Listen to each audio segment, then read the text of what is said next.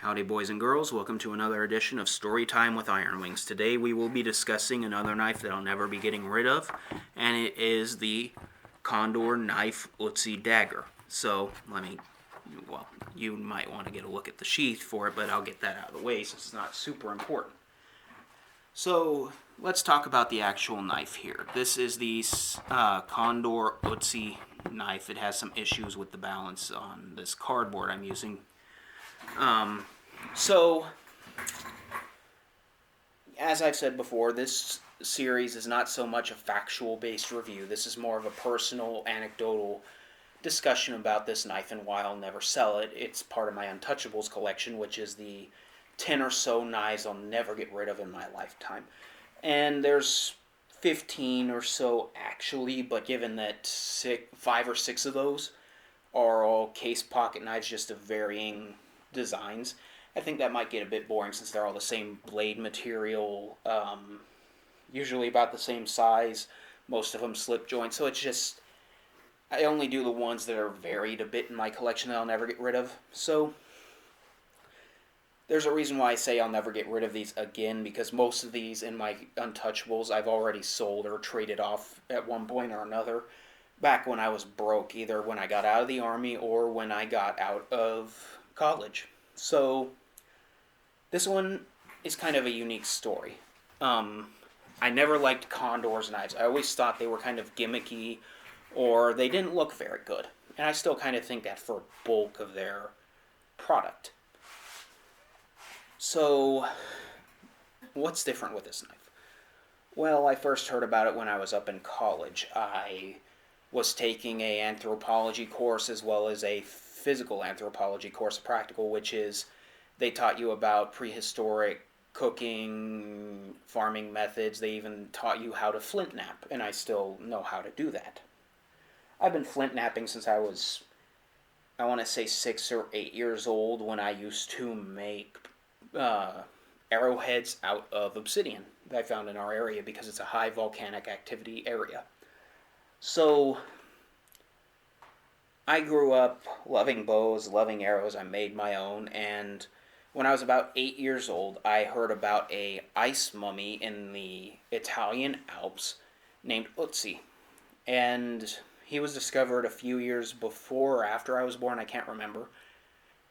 And I was fascinated with him, mummies in general, the Franklin expedition. Basically, I was one of those weird, morbid kids who liked stuff about death.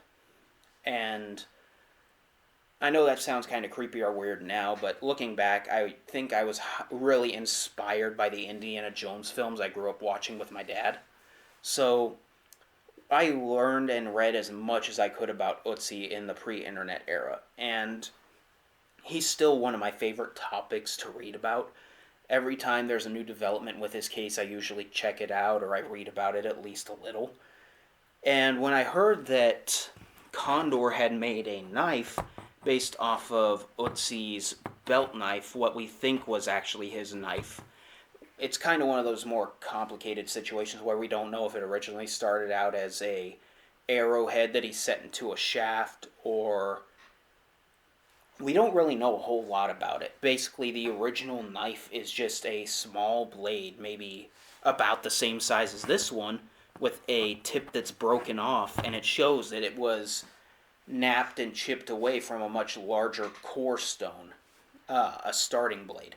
So we don't know if it was originally a much larger blade that just got chipped down so small over years of use, or if it was maybe an original arrowhead or a spearhead that started out much bigger and he just didn't want to waste anything, because as a mountain hermit, a shepherd, we don't really know what he did, but someone who lived in the Alps, there was not a lot of room for waste in his pack and his gear. So we found this archaeologists found this knife in a sheath, and it's one of the more neat pieces of his gear because it is one of the very few knives that actually shows how handles and knives were mounted back then, because wood degrades so quickly when it comes to archaeological evidence. That's why we don't know if people tended to leave handles bare when they cast it in bronze, or because for all we know, the handles of many knives that are missing now that look like they were just leather wrapped or something, they could have had antler or wood handles that have degraded over the years since. But this was kind of a unique case, an exception to that rule. So when I found out that Condor made a reproduction of the Otzi knife, I absolutely had to have it just because I was obsessed, and still kind of am, with the Otzi story. No reason why, I just find it fascinating. So I looked online, found one on sale through Amazon, and I picked it up. When I got out of college, when I graduated and was a broke college student with a ticket or whatever it was I had to pay, I sold this as part of my collection to a local pawn shop that closed. Wasn't able to get the old one back, so I bought a second one. So it comes fairly sharp out of the box, not razor sharp. I'd say if you're going to do anything, don't resharpen this. Take it to a strop, and that'll help, because I noticed when I first got it, a lot of the issues with this blade sharpness came from the fact that it wasn't honed very well. So, with that story and that long-winded explanation out of the way, would I recommend this knife to anyone? Maybe not. The steel isn't the greatest. It is a high carbon steel, and you can actually tell that by some of the rust that forms on the surface. There's a lot of quality control issues, being like Condor is a South American company. They don't use the highest quality control, especially for the price. This knife, I think on Amazon, costs $50, $60. And the sheath they provide you with is actually pretty low quality, I found. The leather strap on it aggravates you because it's so very poorly woven and coarse. Would I recommend this to someone? I mean, for a display, just sitting there on a shelf, like, displayed, I think it looks nice, and it would be a pretty cool little unique conversation starter. People would ask you, what's that? Why does it look so weird? If you're a fan of Otzi like I am, if you enjoy the history behind it, or you find it a fascinating subject, pick it up. If you're just looking for a convenient neck knife or a high quality one, I'd probably avoid this just because it isn't that high quality. I used this to break down cardboard boxes that were in a relative's house when they died, and this dulled after processing 6-8 boxes. So, make of it what you will. It's not the ideal knife. I personally quite enjoy it. I think it's interesting. It feels good in the hand. And it's just the right size blade, and it balances fairly well in my hand. It's a little bit heavier towards the blade end. So, yeah. Would I recommend this? It's a hesitant yes.